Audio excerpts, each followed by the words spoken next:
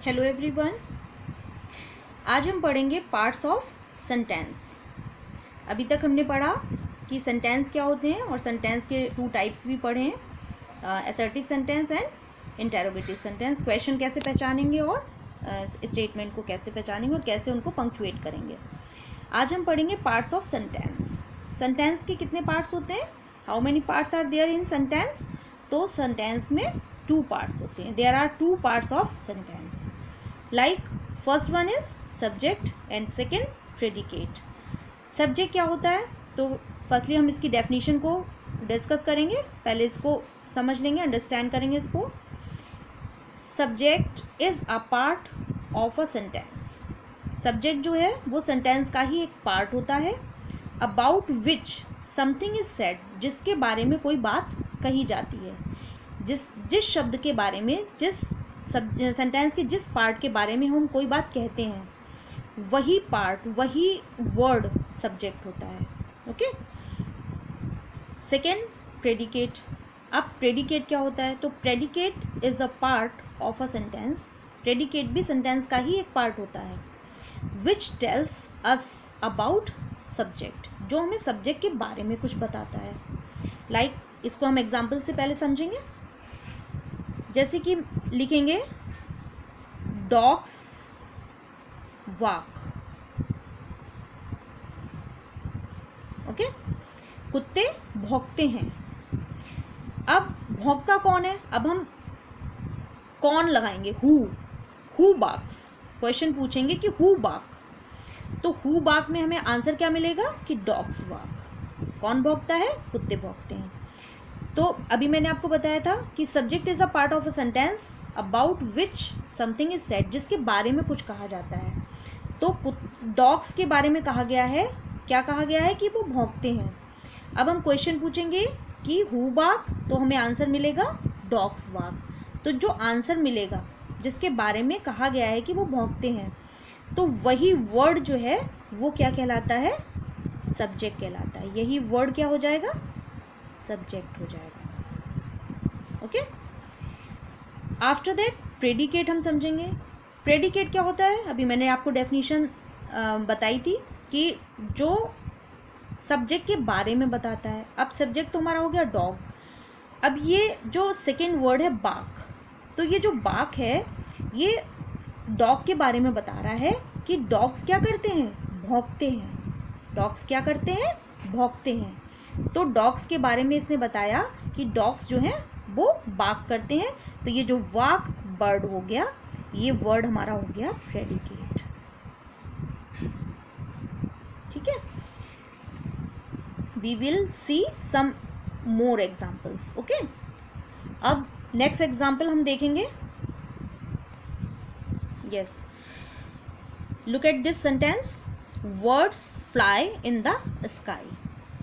अब सबसे पहले हम आइडेंटिफाई करेंगे कि सब्जेक्ट क्या है। हम ऐसे भी समझ सकते हैं जो भी फर्स्ट वर्ड होता है वो भी सब्जेक्ट होता है, और जो फर्स्ट वर्ड के बाद जो वर्ब से स्टार्ट होता है वो हमारा प्रेडिकेट होता है। तो पहले हम इसको देख लेंगे कि words fly in the sky. अब मैंने भी आपको बताया था कि जो सब्जेक्ट होता है उसके बारे में बताया जाता है। तो फ्लाई इन द स्काई, आसमान में उड़ती हैं। कौन उड़ती हैं, वर्ड्स उड़ती हैं। किसके बारे में बताया गया है कि वर्ड्स के बारे में बताया गया है। तो ये वर्ड्स जो वर्ड है यही हमारा क्या हो जाएगा, सब्जेक्ट हो जाएगा।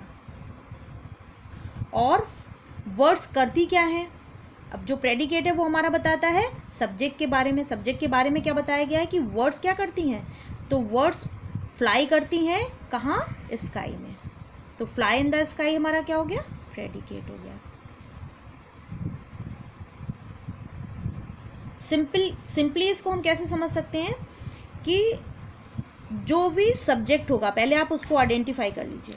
ठीक है, और दूसरी चीज़ ये है जो प्रेडिकेट होता है वो हमारा वर्ब से स्टार्ट हो जाता है। जैसे कि जो फ्लाई है वो हमारी क्या है, वर्ब है। वर्ब क्या होते हैं, डूइंग वर्ड्स होते हैं, जो हमें किसी काम के करने या होने का ज्ञान कराते हैं। ऐसे वर्ड्स ही डूइंग वर्ड्स या फिर हम वर्ब भी कहते हैं उनको। तो डॉग्स क्या कर रहे हैं, क्या वर्क कर रहे हैं, भौंकने का, वार्किंग करने का वर्क कर रहे हैं। तो जो वार्क वर्ड है वो क्या है, वर्ब है। तो इट मीन्स वर्ब से आगे तक का जितना भी सेंटेंस हो पूरा, कहीं तक भी कितना भी बड़ा सेंटेंस हो, पूरा का पूरा क्या हो जाता है, प्रेडिकेट हो जाता है, और वर्ब से पहले का जितने भी वर्ड्स होते हैं वो सारे के सारे सब्जेक्ट हो जाते हैं। Is that clear everyone? अब हम कुछ बड़े सेंटेंसेस को भी देख लेंगे जिसमें मोर देन वन वर्ड्स होते हैं। पहले हम इस एक एग्जाम्पल को समझ लेते हैं कि अमन इज़ माई बेस्ट फ्रेंड। अभी तक मैंने आपको मेन वर्ब से बताया था कि मेन वर्ब जो हो गई, वहाँ से जहाँ से मेन वर्ब आई है वहाँ से पूरा का पूरा सेंटेंस हमारा प्रेडिकेट हो गया, और उससे पहले के जितने वर्ड हुए वो सारे के सारे हमारे सब्जेक्ट हो गए।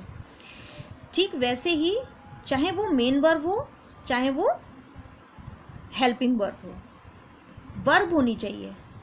ओके, तो यहाँ पर हेल्पिंग वर्ब का यूज़ हुआ इज़ हेल्पिंग वर्ब है, तो ये जो इज़ से पूरा सेंटेंस है, इज़ माई बेस्ट फ्रेंड, ये पूरा का पूरा प्रेडिकेट हो जाएगा।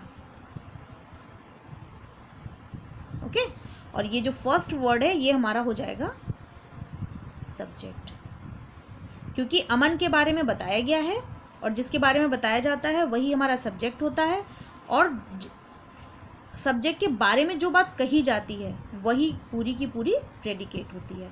इज़ माई बेस्ट फ्रेंड, मेरा बेस्ट फ्रेंड है, कौन है, अमन है। अमन क्या है, मेरा बेस्ट फ्रेंड है।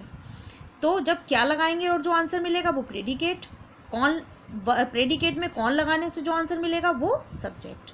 Is that clear?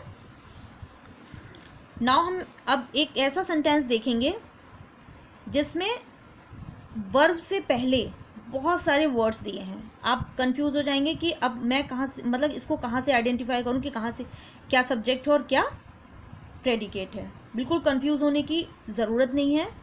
मैंने जो चीज़ बताई है सब सिर्फ बस उसी चीज़ को याद रखिए, उसी रूल को याद रखिए कि जहाँ से हमारी वर्ब स्टार्ट हो रही है।